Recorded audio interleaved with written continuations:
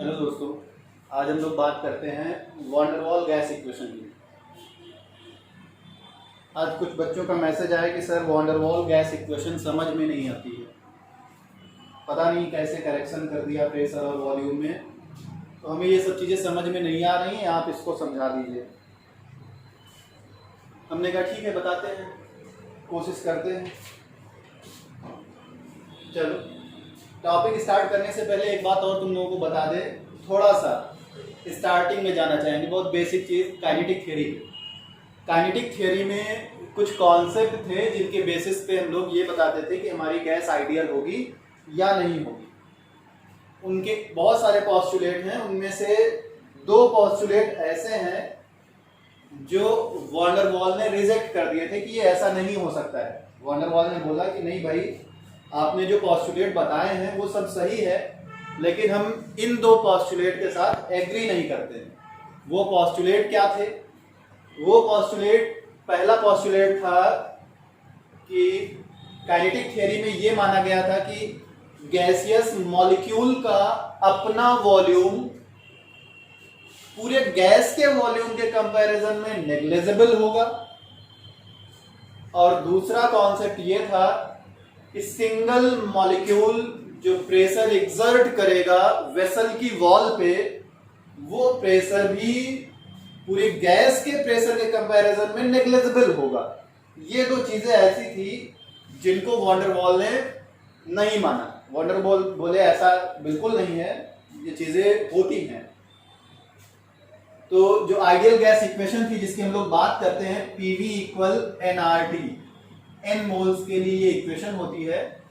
इस इक्वेशन को van der वाल ने करेक्ट किया और उन्हीं दो पोस्टुलेट को एक्सप्लेन करके बताया कि आपने जो बताया है वो चीजें सही नहीं है, कुछ करेक्शन की जरूरत है उनमें।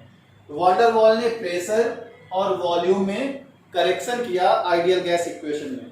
तो पहले हम लोग बात कर लेते हैं करेक्शन इन वॉल्यूम की। अभी हम लोग बात करेंगे फाइनल इक्वेशन क्या आई। वैन डर वाल ने कहा कि हम प्रेशर में थोड़ा सा करेक्शन करना चाहेंगे और प्रेशर P नहीं होगा, अब हम लोग P + P' लिखा करेंगे। और वॉल्यूम भी अब V नहीं होगा, V - V' लिखा करेंगे। और ये हमारी इक्वेशन होगी। तो लोगों ने बोला ये भैया P' और V' है क्या, इसको तो बताओ। वैन डर वाल ने कहा शांत रहो 2 मिनट। पहला करेक्शन किसमें किया? वॉल्यूम में। Correction in volume. बहुत आराम से समझना, बहुत छोटी चीज है, मतलब तुम लोगों को खुद पता है कि हाँ ये होगा। अब एक चीज बताओ, ये एक हमने वेसल लिया है और हमने बोला कि इस वेसल में ये मॉलिक्यूल हैं। इस वेसल के अंदर ये कुछ मॉलिक्यूल हैं, गैसियस मॉलिक्यूल, गैस फिल की उनके मॉलिक्यूल हैं। मान लेते हैं इस गैस का वॉल्यूम टोटल जितना वेसल का वॉल्यूम होगा वही गैस का वॉल्यूम होगा। तो मान लिया हमने ये क्या है, 10 लीटर। गैस का वॉल्यूम 10 लीटर है। वैन डर वाल ने एक बात और बोली थी कि जो मॉलिक्यूल होते हैं गैसियस मॉलिक्यूल, वो रिजिड स्फेरिकल शेप के होते हैं। एक तो रिजिड है, एकदम सॉलिड फिक्स्ड है, उनका मास चेंज नहीं हो सकता, उनको हम कंप्रेस नहीं कर सकते, उनको हम एक्सपैंड नहीं कर सकते, वो एकदम रिजिड है और इनका शेप स्फेरिकल है। अब वैन डर वाल ने बोला कि ये कंडीशन है अगर हम इस पे एक्सटर्नल प्रेशर लगाएं। एक्सटर्नल प्रेशर लगाने का मतलब इस पे प्रेशर बढ़ाते चले जाएं और ये वेसल के अंदर जो गैस है ये कंप्रेस हो जाए। कंप्रेस होके मतलब ये सारे मॉलिक्यूल पास पास आ जाएं। तो मान लिया इस पे हमने प्रेशर लगाया और ये कंडीशन आ गई। ये वेसल था, प्रेशर लगाने के बाद मॉलिक्यूल यहां आ गए। नंबर ऑफ मॉलिक्यूल में कोई चेंज नहीं है, मॉलिक्यूल उतने ही हैं। काउंट कर लो, 4, 8, 12।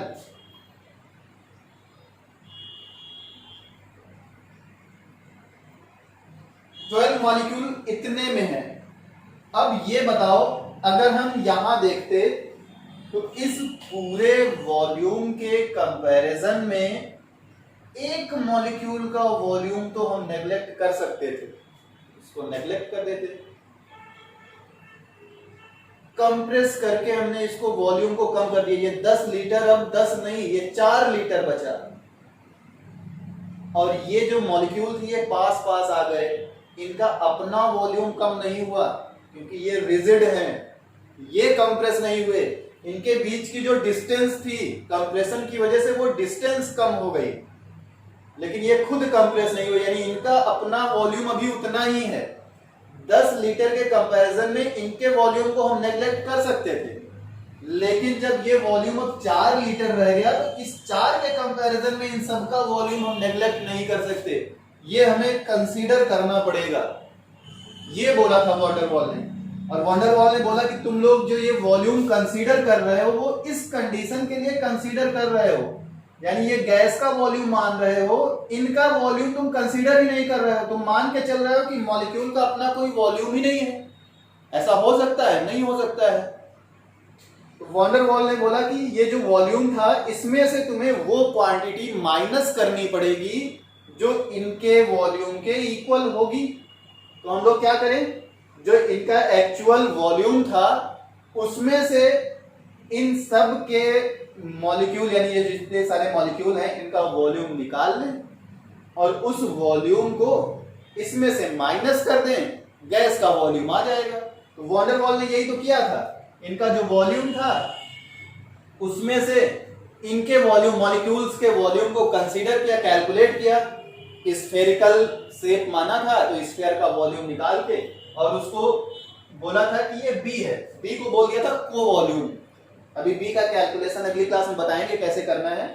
ये बी अभी सिर्फ इतना याद रखो कि ये मॉलिक्यूल का, सिंगल मॉलिक्यूल का वॉल्यूम है, 4/3 pi r cube spherical volume. Total number of molecule से मल्टीप्लाई कर दें तो हमें टोटल वॉल्यूम मिल जाएगा मॉलिक्यूल्स का। तो यानी अब वॉल्यूम ये नहीं होगा, ये होगा अकॉर्डिंग टू वॉन्डरवॉल।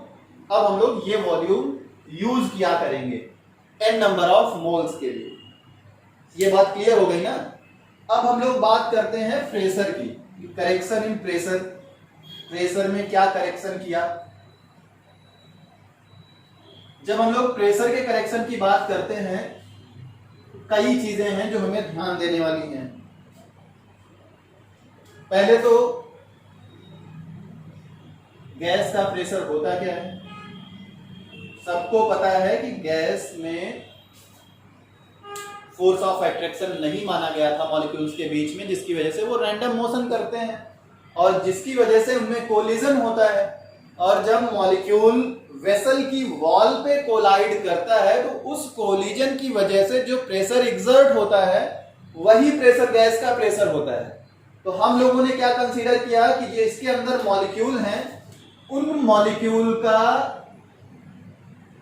एक दूसरे के साथ कोई इंटरेक्शन नहीं है, आपस में कोई फोर्स ऑफ अट्रैक्शन नहीं है इनका।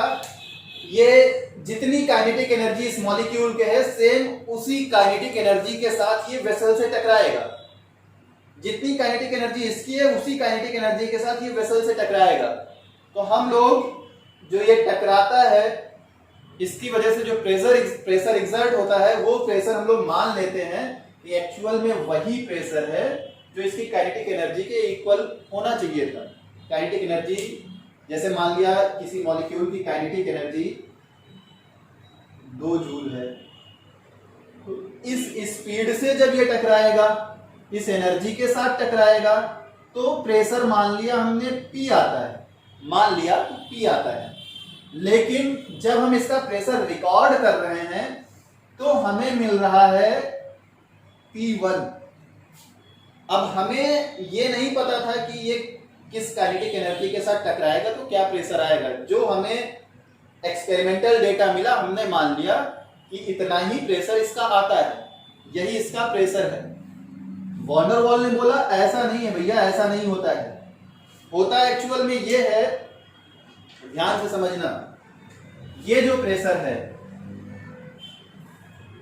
ये तो ठीक है, ये जो एक्सपेरिमेंटल प्रेशर है वो है, मतलब जो हमें थ्रू एक्सपेरिमेंट मिलता है, जो रिकॉर्ड होता है, जो रिकॉर्डेड है, या फिर इसको हम लोग बोल रहे हैं कि ये एक्चुअल जो भी है मान लेते हैं। अब अगर हम इन मॉलिक्यूल्स की बात करें जो सेंटर में है, कोई एक मान लेते हैं, इसको ही मान लेते हैं, ये पूरी तरीके से बैलेंस्ड मॉलिक्यूल है।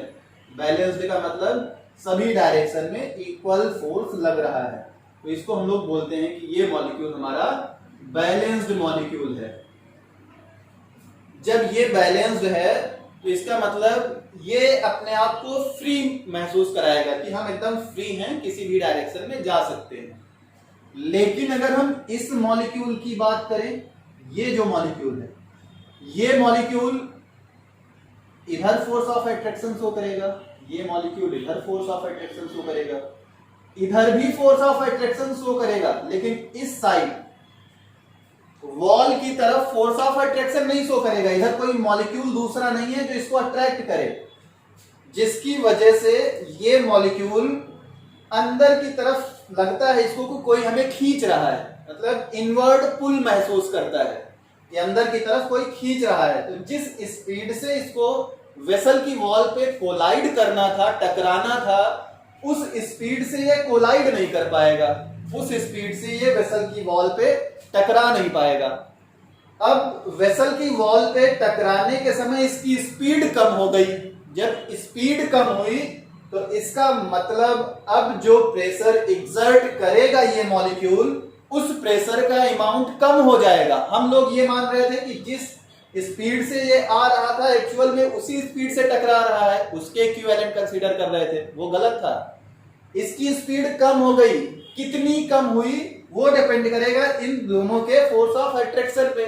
जितना ज्यादा इनके बीच में फोर्स ऑफ अट्रैक्शन होगा उतनी ही कम स्पीड होती चली जाएगी इसकी, और उतना ही प्रेशर कम एक्सर्ट होगा। यही तो होगा, यानी इस मॉलिक्यूल ने जो प्रेशर एक्सर्ट किया वो एक्चुअल में उतना नहीं है जितना हमने सोचा था, वो कम हो गया। यानी हमें जो इंस्ट्रूमेंट पे मिल रहा है रिकॉर्डेड वैल्यू, वो एक्चुअल में इक्वल नहीं है। एक्सपेरिमेंटल ना बोलो, इसको एक्चुअल बोलो। जो एक्चुअल होनी चाहिए थी उतनी नहीं है। इसमें अगर हम इन फोर्स ऑफ अट्रैक्शन की वजह से जो प्रेशर कम हुआ है उसको ऐड कर दें, तब ये एक्चुअल वैल्यू हमें मिलेगी। हमें जो वैल्यू मिल रही है वो रिकॉर्डेड वैल्यू एक्चुअल में एक्चुअल प्रेशर नहीं है, उसकी वैल्यू में हमें इनके फोर्स ऑफ अट्रैक्शन की वजह से जो प्रेशर कम हुआ है अगर उसको ऐड करेंगे तभी वो इसके इक्वल आएगी। वॉन डेर वाल ने बोला कि ये जो अट्रैक्शन है जिसकी वजह से प्रेशर कम हो रहा है, एक्चुअल में पी अट्रैक्शन जिसको हम बोल रहे हैं, ये पी अट्रैक्शन किन बातों पे डिपेंड करेगा? तो इन्होंने बोला दो चीजें हैं जिन पे ये पी अट्रैक्शन डिपेंड करता है। वो दो चीजें क्या हैं? वो दो चीजें ये हैं, पहली चीज तो तुम लोगों को दिखी गई कि इनके बीच का फोर्स ऑफ अट्रैक्शन, समझे? इन मॉलिक्यूल्स के बीच का फोर्स ऑफ अट्रैक्शन, तो पहली चीज हो गई फोर्स ऑफ अट्रैक्शन, इसकी बात हो गई। दूसरी चीज सबको पता है कि प्रेशर इक्वल होता है F अपॉन ए, फोर्स अपॉन एरिया। यानी अगर हम ये बोलें पर यूनिट टाइम में पर यूनिट एरिया पे लगने वाला फोर्स ही प्रेशर होगा। बात समझना, पर यूनिट टाइम में पर यूनिट एरिया पे लगने वाला फोर्स ही प्रेशर होगा, तो बिल्कुल सही होगी ये बात।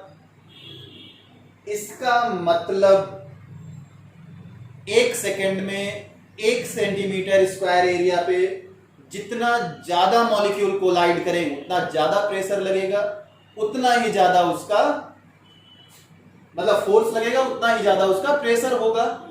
इसका मतलब हमें देखना होगा number of collision in per unit time in per unit area. जितना ज्यादा कोलिजन होंगे per unit time per unit area में, उतना ही ज्यादा प्रेशर एक्सर्ट होगा। अब देखो दो चीजें हैं, फोर्स ऑफ अट्रैक्शन, अगर इसमें हम नंबर ऑफ मॉलिक्यूल्स बढ़ा दें तो इनके बीच में डिस्टेंस कम हो जाएगी, फोर्स ऑफ अट्रैक्शन बढ़ जाएगा। या जनरली हम ये बोल दें कि इनकी डेंसिटी बढ़ जाए, इनकी डेंसिटी बढ़ जाए। डेंसिटी बढ़ने का मतलब या तो नंबर ऑफ मॉलिक्यूल बढ़ाया जाए या इनका वॉल्यूम कम कर दिया जाए, दोनों चीजें हैं। तो हम ये कह सकते हैं कि जो फोर्स ऑफ अट्रैक्शन मॉलिक्यूल्स के बीच में है वो एक्चुअल में डेंसिटी के डायरेक्टली प्रोपोर्शनल होगा। डेंसिटी के डायरेक्टली प्रोपोर्शनल होगा। डेंसिटी को रो से रिप्रेजेंट किया जाता है। दूसरी चीज कोलिजन। कोलिजन में क्या होगा, जितना ज्यादा भीड़ होगी उतना ही ज्यादा कोलिजन होगा। हमेशा देखो जब क्लास चल रही होती है रेगुलर आराम से, कोई दिक्कत नहीं, जैसे ही स्कूल या कॉलेज में छुट्टियां होती हैं या फिर इंटरवल टाइप में ऐसे ही क्लासेस छूटती हैं तो सारी भीड़ एक साथ निकलती है, तब कोलिजन की वाली कंडीशन होती है ना, ज्यादा टकराव होता है। या ट्रैफिक सिस्टम को देख लो, अगर जहां पे कोई ट्रैफिक सिस्टम नहीं है, बहुत ज्यादा भीड़ भाड़ वाला एरिया है, वहां पे कोलिजन ज्यादा होगा। इसीलिए तो आजकल लोग बोल रहे हैं कि कोरोना टाइम है, सब लोग भीड़ भाड़ एरिया से दूर रहो, क्योंकि ना चाहते हुए भी एक दूसरे से टकराओगे। जब टकराओगे तो वायरस ट्रांसफर करोगे एक दूसरे को। वही यहां पे है, अगर नंबर ऑफ कोलिजन्स हमें देखने हैं तो ये देखना होगा कि कैसे इसमें number of molecules per unit area में बढ़ रहे हैं। वही तरीका है, या तो हम वॉल्यूम कम करें, पर यूनिट एरिया में नंबर ऑफ मॉलिक्यूल्स बढ़ जाएंगे, या अलग से मॉलिक्यूल ऐड करें, तब भी वही चीज होगी। यानी इसको भी हम कह सकते हैं कि ये डायरेक्टली प्रोपोर्शनल होगा डेंसिटी के। ये भी क्या होगा, डेंसिटी के डायरेक्टली प्रोपोर्शनल होगा। यानी ये दोनों चीजें डेंसिटी के डायरेक्टली प्रोपोर्शनल हैं। ये दोनों चीजें एक्चुअल में प्रेशर ऑफ अट्रैक्शन को रिप्रेजेंट कर रहे हैं। तो क्या हम ये कह सकते हैं, अब इसका तो कोई काम है नहीं, ये समझ में आ गया, इसको रफ कर देंगे। क्या हम ये बोल सकते हैं कि ये जो प्रेशर ऑफ अट्रैक्शन है ये एक्चुअल में डायरेक्टली प्रोपोर्शनल है डेंसिटी स्क्वायर के? बिल्कुल कह सकते हैं। दो फैक्टर हैं, दोनों को हमने कंबाइन करके स्क्वायर कर दिया। अब डेंसिटी एक्चुअल में होती क्या है, मास अपॉन वॉल्यूम। मॉलिक्यूल का मास तो चेंज होगा नहीं, एक्चुअल में यहां पे डेंसिटी का मतलब number of molecules upon volume होगा, क्योंकि नंबर ऑफ मॉलिक्यूल्स चेंज हो सकते हैं। ये क्या हो जाएगा, n अपॉन v का स्क्वायर, यानी p अट्रैक्शन। और अगर प्रोपोर्शनल का साइन हटाएं तो कोई कांस्टेंट आएगा, तो वॉन्डर वॉल ने जो कांस्टेंट यूज किया वो a था, और ये हो गया n square upon v square. ये आ गया pressure due to force of attraction. और फिर इस p अट्रैक्शन को अगर हम यहां पे ऐड कर दें तो हमें एक्चुअल वैल्यू मिल जाएगी, जो कि वॉन्डर वॉल ने बताया था। तो वॉन्डर वॉल के अकॉर्डिंग क्या हो जाएगा, अब जो एक्चुअल प्रेशर है वो हो जाएगा P recorded plus a n square upon v square. और इसके बेसिस पे फिर वॉन्डर वॉल ने जो फाइनल इक्वेशन डिराइव की थी वो थी P plus a n square upon v square, v minus N B equal N R T. ये इक्वेशन थी, और इसको हम लोग बोलते हैं van der Waals equation for n number of moles, या फिर real gas equation for n number of moles. यही इक्वेशन मेन इक्वेशन है।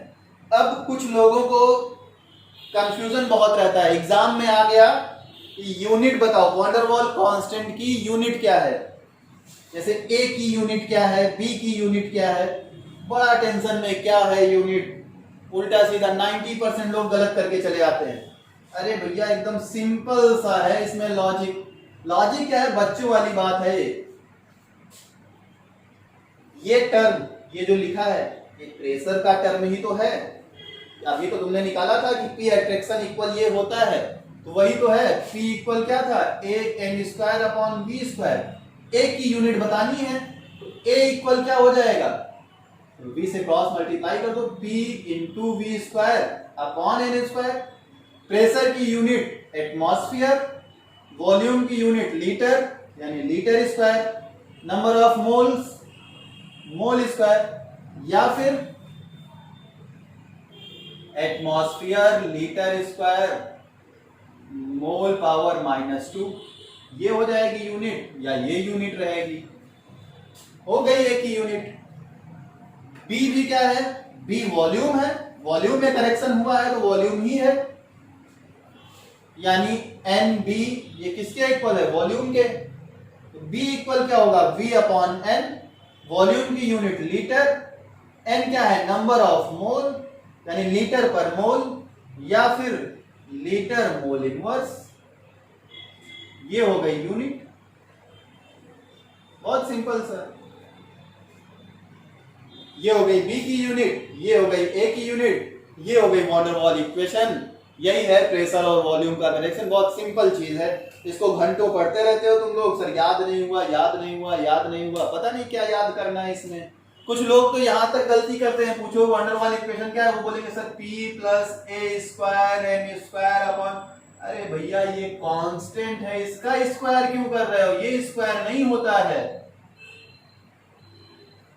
यही गलतियां करते हो तुम लोग एमसीक्यू एग्जाम में। इन चीजों को ध्यान रखो, ये बहुत सिंपल चीजें हैं। और दूसरी चीज, आज ही हमने क्लास ली, उसमें कुछ बच्चे ऐसे थे